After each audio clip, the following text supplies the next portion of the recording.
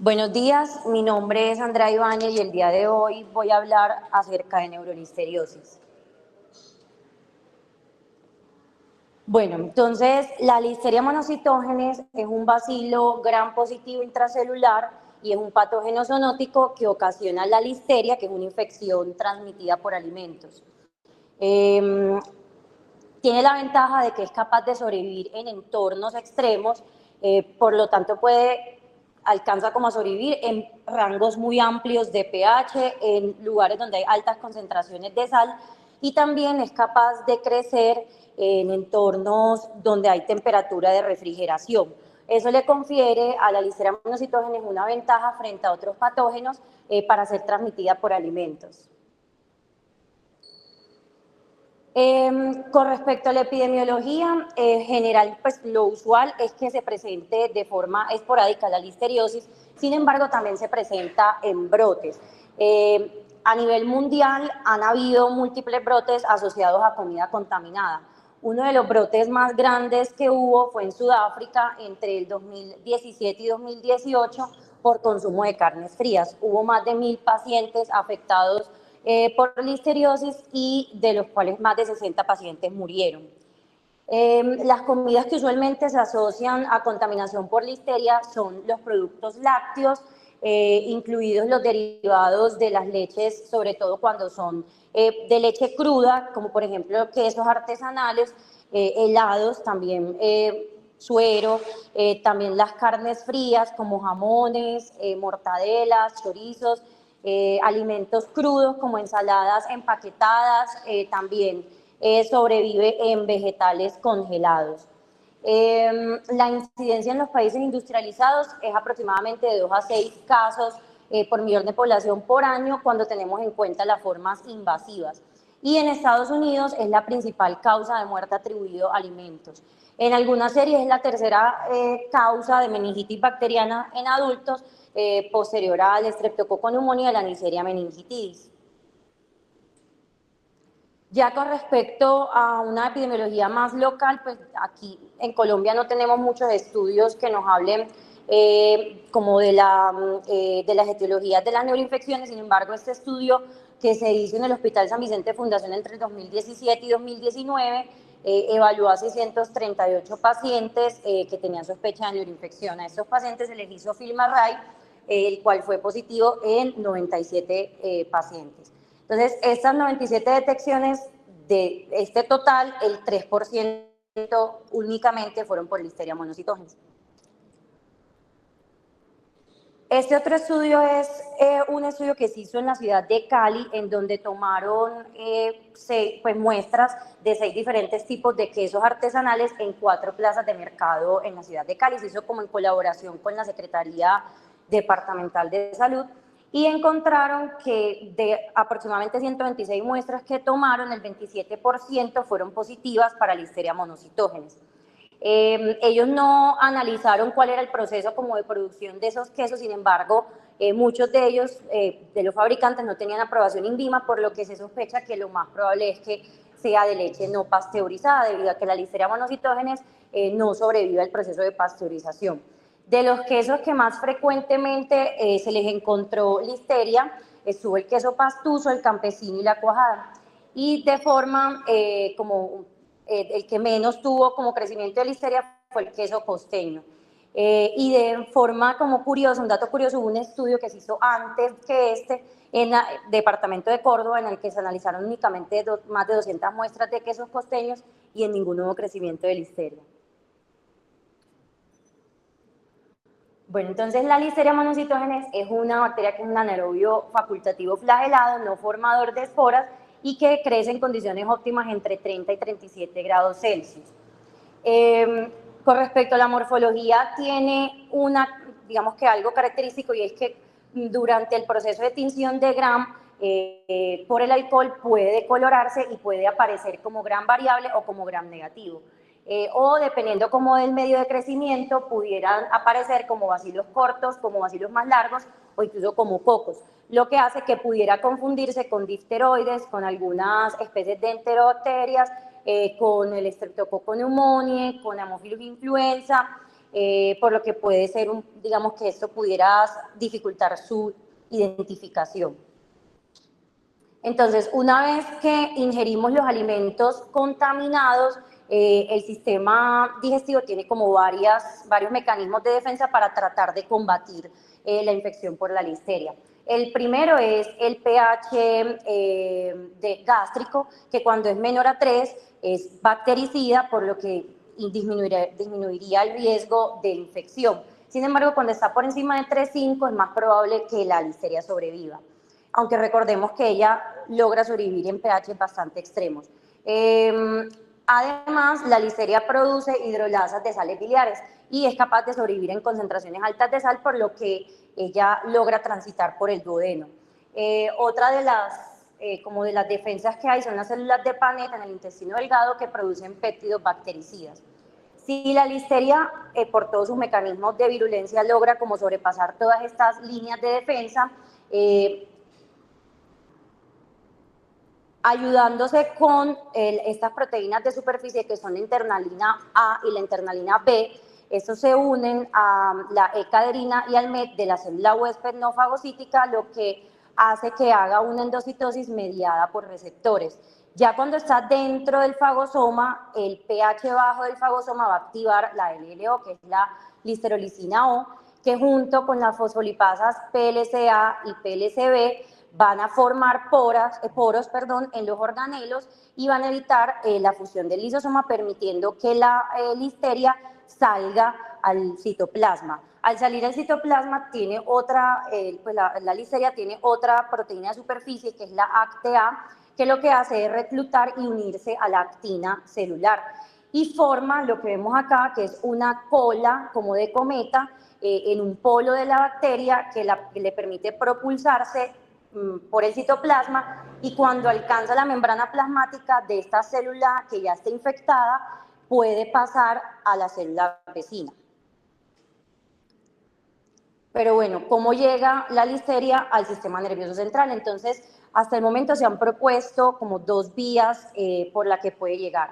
La número 1 es listo, si ya digamos que la bacteria llegó al sistema gastrointestinal y pues invadió los enterocitos, pueden pasar pues varias cosas. Una es que el paciente sea completamente asintomático y la otra es que desarrolle una infección gastrointestinal primaria.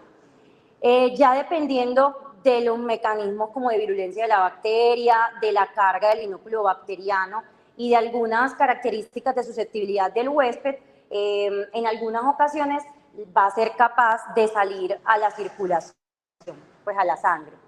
Una vez en la sangre, ella puede viajar pues puede ocasionar bacteremia, que es una forma invasiva de la enfermedad, y puede llegar a distintos órganos a distancia, incluido el sistema nervioso central.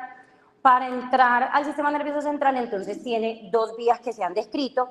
Uno es por invasión directa de la bacteria en las células endoteliales, utilizando los mecanismos ya antes mencionados, y la otra forma es la que se conoce como caballo de Troya, en el que la bacteria entra en los fagocitos periféricos y estos a su vez atraviesan la barrera hematoencefálica, pasando pues desapercibida la listeria dentro de estas células.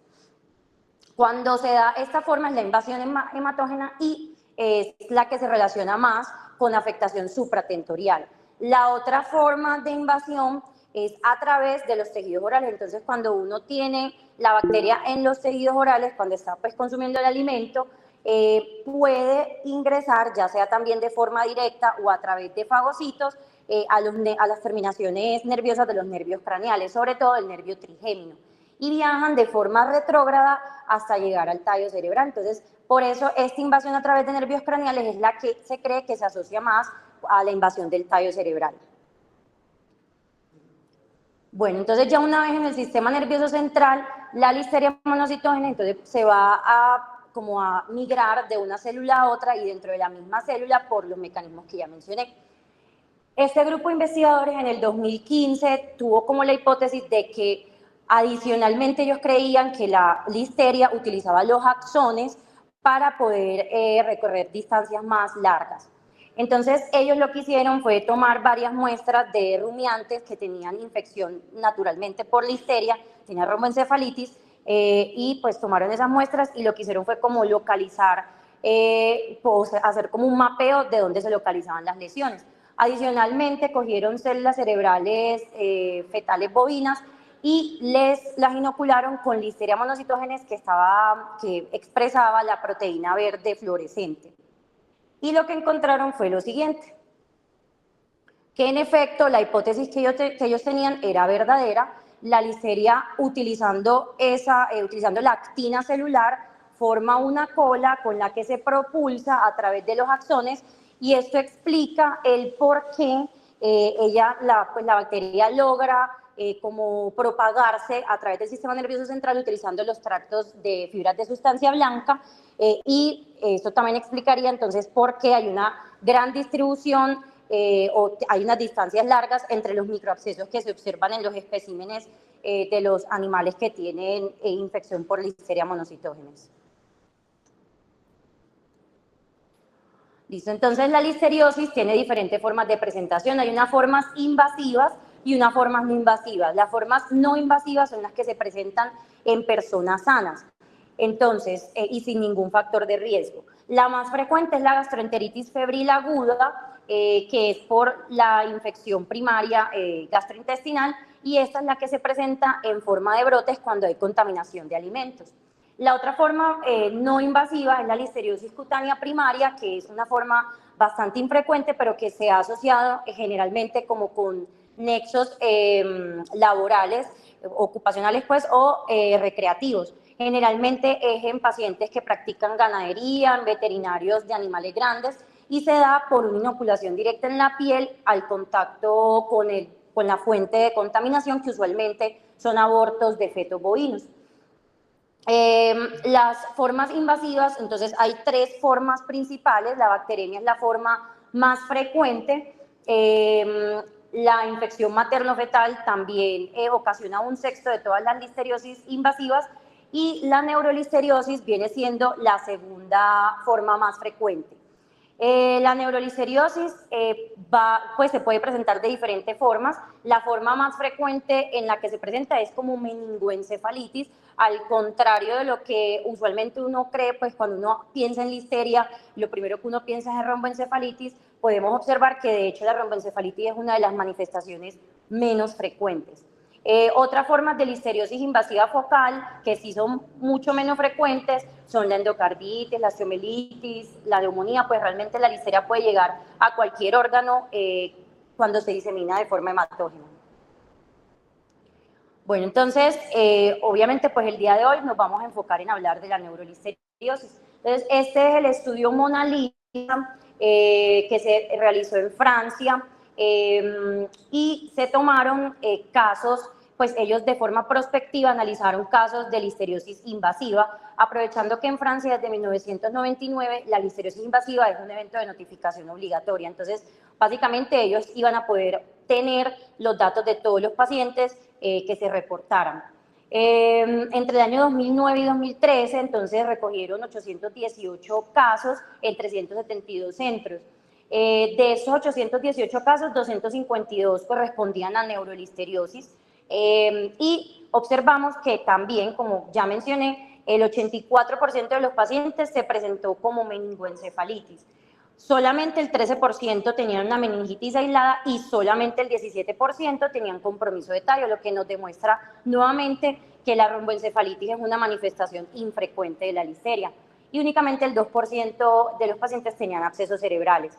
Ellos se dieron cuenta que los pacientes que tenían compromiso encefálico, ya fuera con o sin compromiso meningio, eran mayores en edad que los pacientes que no tenían compromiso encefálico, y además también tenían mayor número de comorbilidades que los que no tenían compromiso encefálico.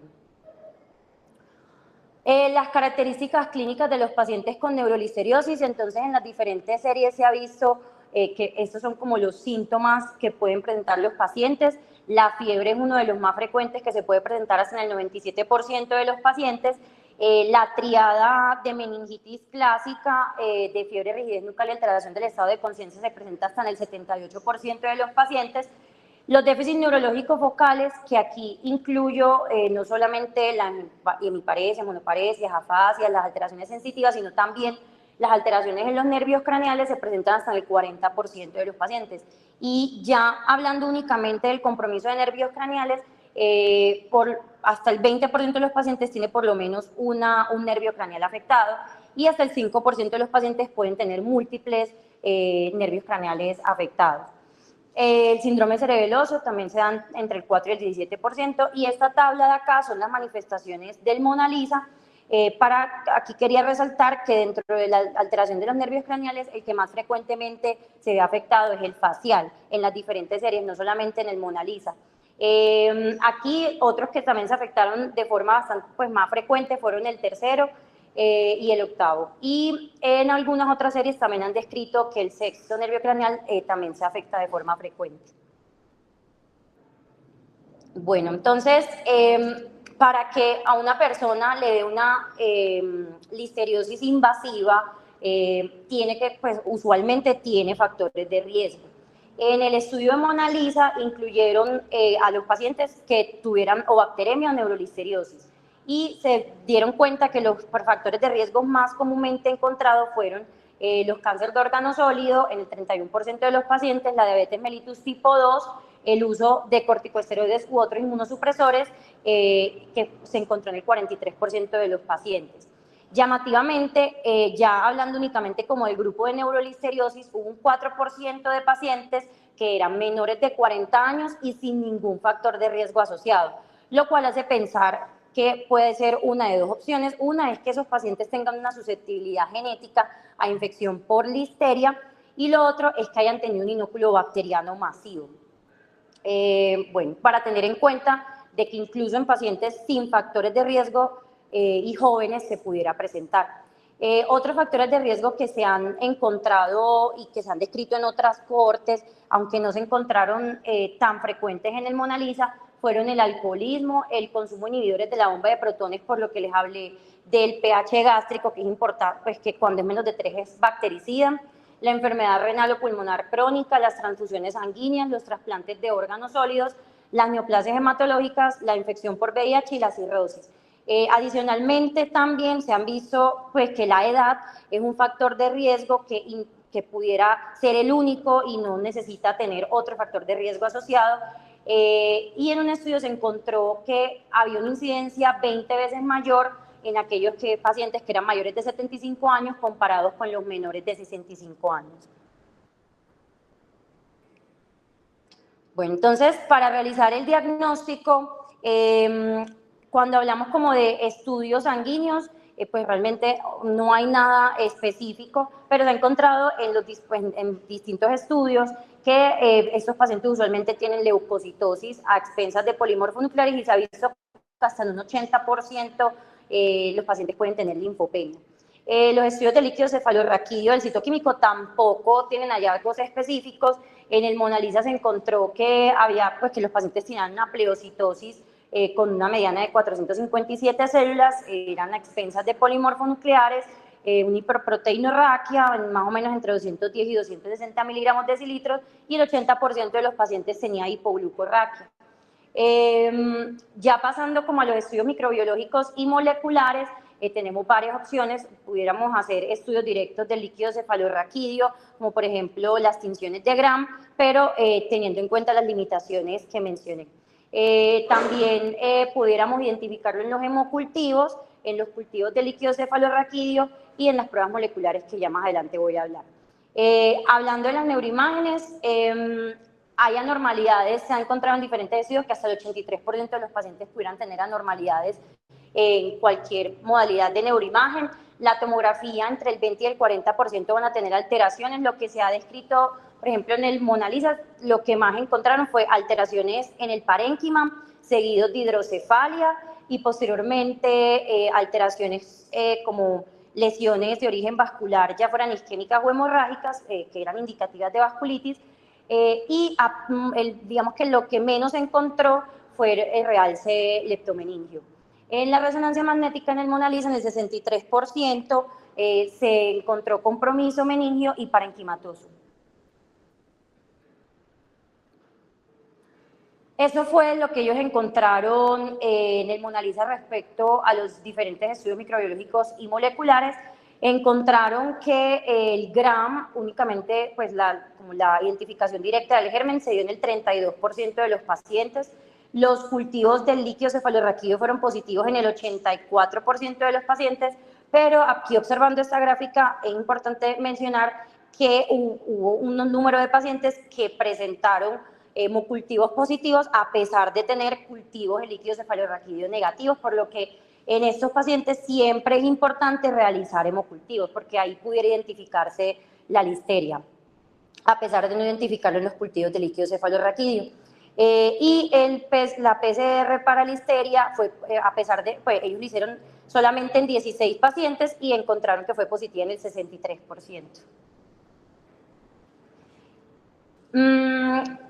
Teniendo en cuenta pues la disponibilidad de nuestro medio, que nosotros tenemos aquí el panel de meningitis y encefalitis FILMARRAY, esto fue un estudio, un metaanálisis que se realizó donde tomaron muestras, pues hubo más de 11.000 muestras y ahí analizaron cuál era la precisión para identificación etiológica del FILMARRAY.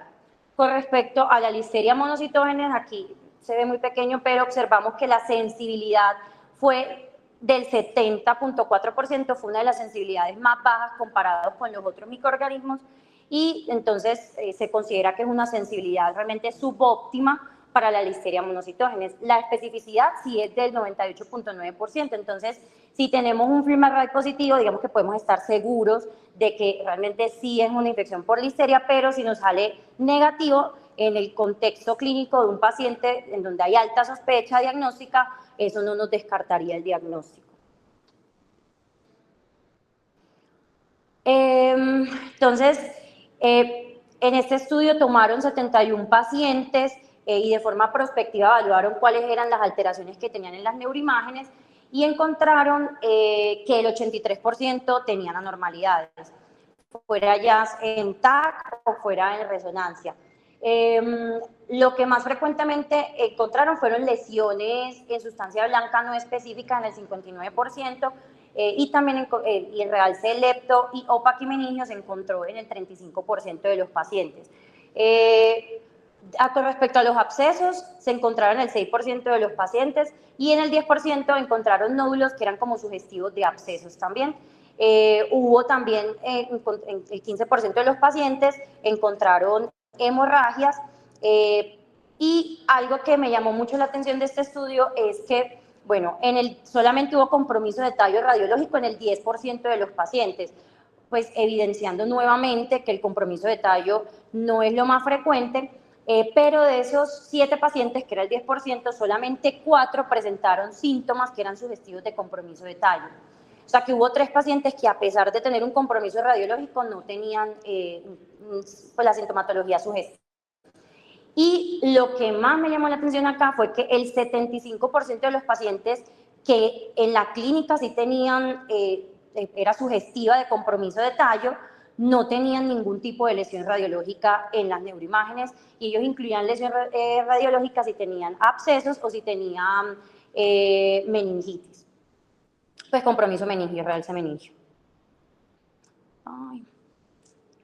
Bueno, aquí en estas imágenes ellos trataron como de resumir cuáles eran los patrones principales que encontraron en estos pacientes. Entonces acá estamos observando en un TO1 contrastado pues una lesión que tiene un realce en el anillo, que es un absceso que está en el puente. En este otro paciente hay un absceso ya parietal derecho y también hay realce pues, meningio difuso. En este gradiente eco vemos que hay una hemorragia en el pedúnculo cerebeloso derecho. En esta difusión vemos hiperintensidades. Este es un paciente que tiene lesiones isquémicas agudas, probablemente secundarias a vasculitis. Este es otro paciente en el que se observan hiperintensidades difusas en la sustancia blanca bilateral, más o menos simétrica, que fue como de los hallazgos que más frecuentemente encontraron en los pacientes realmente. Y este es otro paciente en el que encontraron hidrocefalia y además encontraron realce en el revestimiento pendimario de los ventrículos y meningio también. Entonces, estos fueron más o menos como los principales patrones radiológicos que ellos encontraron. Entonces, ya pasando a la parte de tratamiento, hay varios puntos importantes para tratar. Entonces, los pilares del tratamiento de la listeria monocitógenes son las benzilpenicilinas y las aminopenicilinas. No existen RCTs en donde me comparen la efectividad de los antibióticos frente a este germen. Pues toda la información que tenemos es en base a estudios observacionales. Se ha hablado o se ha discutido pues bastante acerca de la combinación de la terapia combinada, principalmente con los aminoglucósidos, porque los estudios in vitro han demostrado pues, que los beta-lactámicos frente a la listeria son poco bactericidas, pero cuando se combinan con los aminoglucósidos son capaces como de aumentar esa capacidad bactericida de forma sinérgica. Incluso en el estudio Mona Lisa se encontró que los pacientes que tenían manejo con beta-lactámicos y también los pacientes que tenían manejo con aminoglucósidos tenían aumento de pues tenían mayor supervivencia que aquellos que no tenían manejo con estos antibióticos. Y se encontró que la terapia combinada, comparada con la monoterapia, y cuando esta terapia combinada duraba más de 3 días, tenía un efecto protector también. Sin embargo, hay un problema con los aminoglucósidos y es que tienen poca penetración en el líquido cefalorraquídeo en ausencia de inflamación meningia. Esto pasa porque son son hidrofílicos y eso también sucede con otros antibióticos hidrofílicos, incluso con los beta-lactámicos. Y se ha visto que su penetrancia al líquido cefalorraquídeo no es menor que la de estos otros antibióticos. Pero específicamente con los aminoglucósidos tenemos un problema y es que el índice terapéutico es bajo porque se asocia bastante a nefrotoxicidad y ototoxicidad. Entonces realmente los límites para poder aumentar las dosis son bastante estrechos, por lo que se dificulta como conseguir unas dosis óptimas en el líquido cefalorraquídeo, sobre todo en aquellos pacientes que tienen inflamación de leve a moderada. Otro problema con los aminoglucósidos es que tienen poca penetración intracelular y además tienen menos actividad cuando son pHs bajos. Y estas son, digamos que las condiciones en las que está la listeria en el fagosoma, por lo que digamos que va a tener poca o quizá ninguna actividad contra la listeria que está intracelular. Pero bueno, por lo menos, pues algo como para mencionar es que aquí esos resultados del aumento de la supervivencia con los aminoglucósidos no solamente son pacientes con neurolisteriosis, porque recordemos que el Mona Lisa incluye pacientes con todas las formas de listeriosis invasiva, entonces también ahí hay un gran porcentaje de pacientes que tenían bacteremia sin neuroinfección. Hay otros estudios, otras cortes en donde se ha observado que la gentamicina, pues que el uso de aminoglucósidos combinado con la ampicilina pudiera incluso dar peores desenlaces en estos pacientes, mayor mortalidad, y se cree que eso también pudiera estar asociado con los efectos tóxicos que tienen. Estos son estudios que fueron publicados antes del Mona Lisa. Y más recientemente se publicó este otro estudio retrospectivo en el que analizaron a 36 pacientes que tenían listeriosis invasiva. Nuevamente, no es un estudio que sea exclusivo de pacientes con neurolisteriosis, sino también con bacteremia. Entonces, hubo 17 pacientes en el grupo de los que se dio terapia combinada con gentamicina que tenían neurolisteriosis. Y de los 15 pacientes que estaban con monoterapia, solamente 3 tenían neurolisteriosis. Y ellos encontraron que la combinación de gentamicina con ampicilina mejoraba la supervivencia en estos pacientes. Sin embargo, nuevamente hay que tomarlo con pinzas porque aquí, como digo, se incluyeron también pacientes que no tenían compromiso del sistema nervioso central. Y si eran pacientes que únicamente tenían bacteremia, pues no van a tener los problemas de la penetración de los aminoglucósidos en el líquido cefalorraquídeo. También se han evaluado otras combinaciones con otros antibióticos. Una combinación que también se ha descrito, aunque hay menos información en la literatura, es con el trimetoprim sulfa. ¿Y por qué con este antibiótico? Porque, bueno, tiene la ventaja que al contrario de los aminoglucósidos son lipofílicos, son pequeños y tienen muy buena penetración en el líquido cefalorraquídeo. Incluso se ha encontrado que pueden penetrar al líquido cefalorraquídeo en ausencia de inflamación y también pues en presencia de inflamación.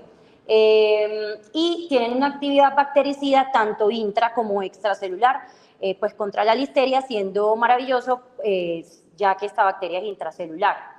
En el estudio Mona Lisa se encontró incluso que los pacientes que se trataron con trimetoprim sulfa tuvieron mayor supervivencia con un OR de 0.49, estadísticamente significativo.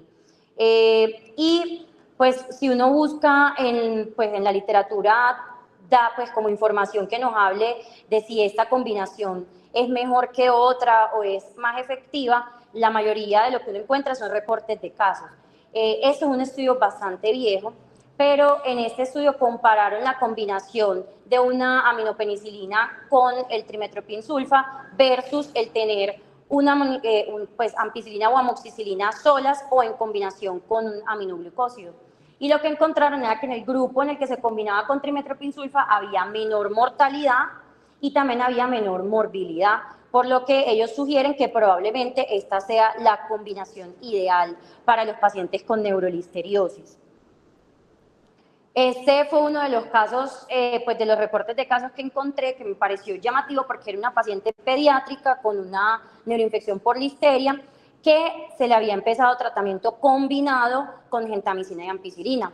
La paciente, a pesar de este tratamiento, pues siguió con empeoramiento, por lo que decidieron reemplazar la gentamicina por trimetoprim sulfa, posterior a lo cual la paciente mejoró.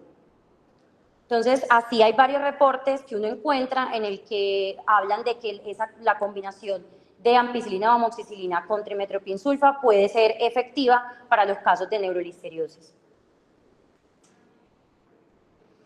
Y bueno, digamos que otra controversia u otra cosa que podemos hablar son acerca del uso de los esteroides. Tampoco hay RCTs que nos comparen a los pacientes que se utiliza esteroides versus los que no, pero lo que sí podemos ver es que, por ejemplo, en el estudio Mona Lisa nos habían mostrado lo que se había evidenciado es que la mortalidad era mayor en aquellos pacientes que habían recibido dexametasona como tratamiento adjunto a los antibióticos.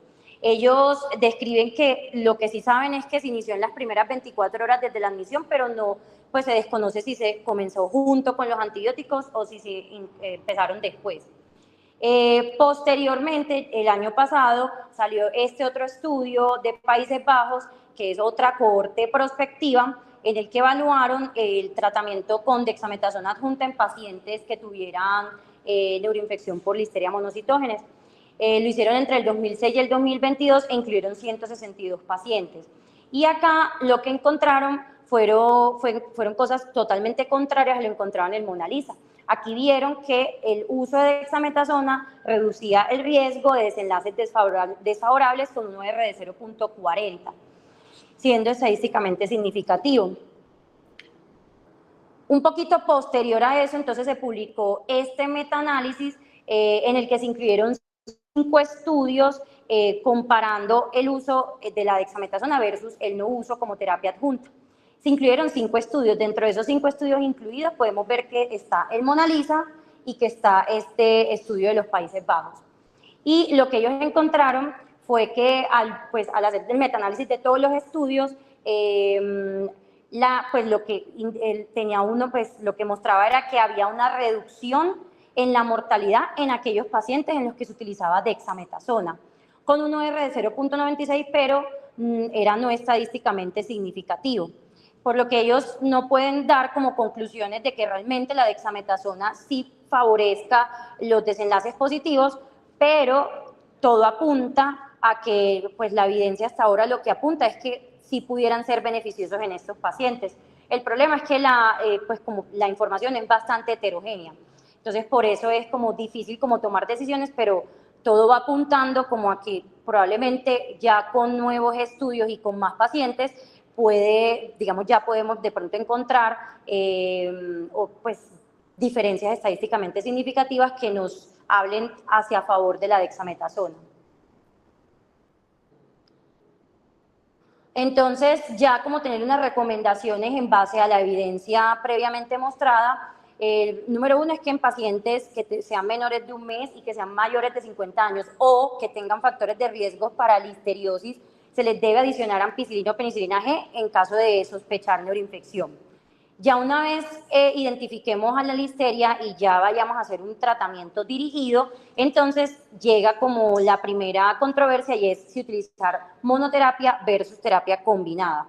Por todo lo anteriormente mostrado, y bueno, y en el caso de utilizar terapia combinada, entonces, ¿con qué lo vamos a combinar? Si con aminoglucósidos, si con trimestoprim-sulfa o si con algún otro antibiótico. Con base como a todo lo que, a la evidencia que les mostré, me inclinaría más a que estos pacientes, teniendo en cuenta que la listeria tiene una gran morbimortalidad, me inclinaría más hacia la terapia combinada. Y en caso de ser terapia combinada, entonces tener en cuenta lo que mostré de la penetración al líquido cefalorraquídeo, de los diferentes antibióticos. Entonces, si tenemos eso en cuenta, la opción que probablemente sea más adecuada para la neurolisteriosis sería la combinación con trimestoprim-sulfa. Y con respecto a los corticosteroides, entonces, como mencioné, la evidencia es bastante heterogénea. Hay estudios que hablan a favor de la dexametasona y hay otros estudios que hablan en contra de la dexametasona, pero realmente todo va apuntando a que probablemente la dexametasona sí puede ayudar a que haya desenlaces favorables en los pacientes con neurolisteriosis. Y bueno, la duración de los antibióticos, pues tampoco hay estudios que me digan exactamente cuánto tiempo deba durar, pero lo que sea o lo que uno encuentre, las recomendaciones que se dan es que se debe tratar por al menos 21 días. Y en el caso en el que haya abscesos, en el que haya encefalitis o romboencefalitis, recomiendan incluso que deberíamos dar tratamiento por al menos 6 semanas. Y esta es una tablita en donde resumo como la dosis de los diferentes antibióticos que pudieran ser útiles frente a la listeria monocitógenes. Incluso acá hay otros, pues el meropenem, el linezolid, que pudieran también ser alternativas para pacientes, sobre todo aquellos pacientes que son alérgicos a las penicilinas.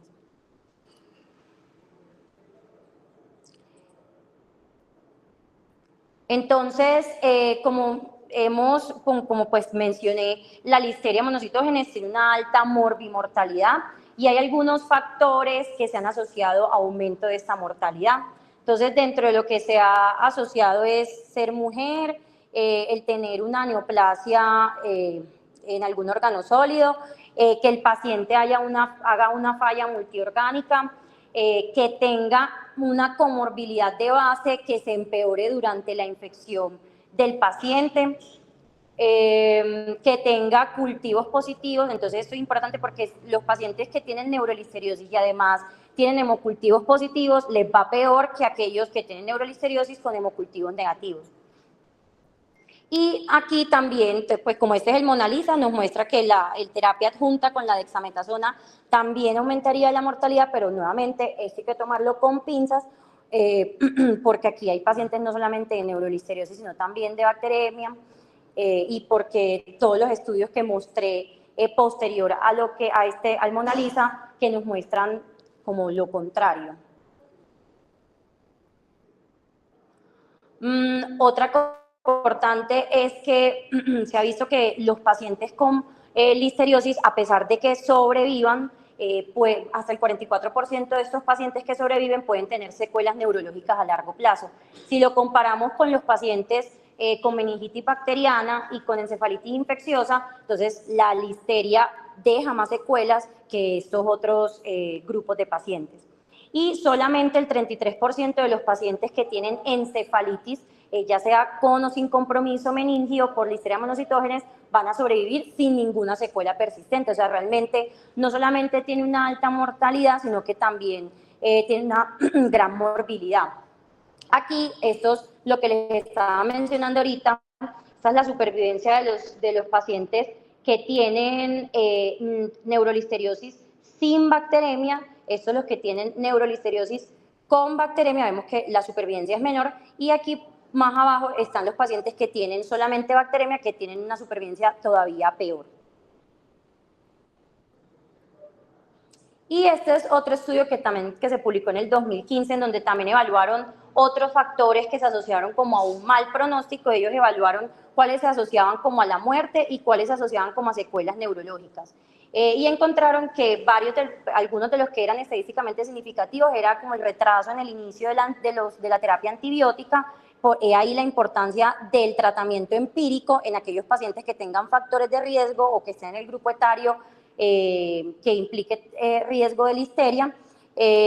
También se asociaban como a mal pronóstico aquellos que tuvieran déficit neurológico focales o que tuvieran convulsiones. Los pacientes con cultivos positivos también se asociaban a peor pronóstico porque eso probablemente nos habla de que hay un mayor inóculo bacteriano. Los pacientes que además también tenían hiponatremia, los pacientes que tenían alteración de nervios craneales o que tenían difusión cerebelosa o hemiparesia, los que tenían compromiso parenquimatoso en la resonancia también se asoció a peor pronóstico. Bueno, entonces en base como a todo esto, yo quería como dar unas conclusiones que me parece como los mensajes para llevar a casa respecto a la listeria monocitógenes. Uno es que la neurolisteriosis no es igual a romboencefalitis y me parece un mensaje bastante importante porque debemos considerar el diagnóstico de listeria monocitógenes aún en pacientes que se presenten como meningoencefalitis. Entonces, no solamente pensar que es lo único que puede causar, porque ni siquiera es la forma de presentación más frecuente. Otro es que ante el rendimiento, pues la sensibilidad subóptima que tenemos en la PCR múltiple, si tenemos un escenario de un paciente que tiene un cuadro clínico altamente sugestivo de neurolisteriosis, por los factores de riesgo, por la clínica del paciente, incluso ayudándonos con las neuroimágenes, pero le sale negativo el FilmArray para listeria, eso no se debe retirar el manejo empírico. Por lo menos debemos esperar a que salgan los cultivos porque con la sensibilidad tan baja, eso no descarta que el paciente de todas maneras tenga una neurolisteriosis. Lo otro es tener en consideración el uso de terapia combinada, no tratar de que cuando identifiquemos la listeria no optemos por la monoterapia, sino que ojalá optemos por la terapia combinada debido a la alta morbimortalidad que tienen los pacientes. Y ya como la decisión de con qué lo vamos a combinar, si con aminoglucósidos o con trimethoprim-sulfa, pues y en qué momentos vamos a combinarlo, pues ya eso queda como a discreción del tratante, pero pues si tenemos en cuenta la evidencia con respecto a la actividad del antibiótico en sistema nervioso central, pues digamos que nos podríamos ir un poco más hacia el trimethoprim-sulfa a pesar de que hay menos evidencia al respecto.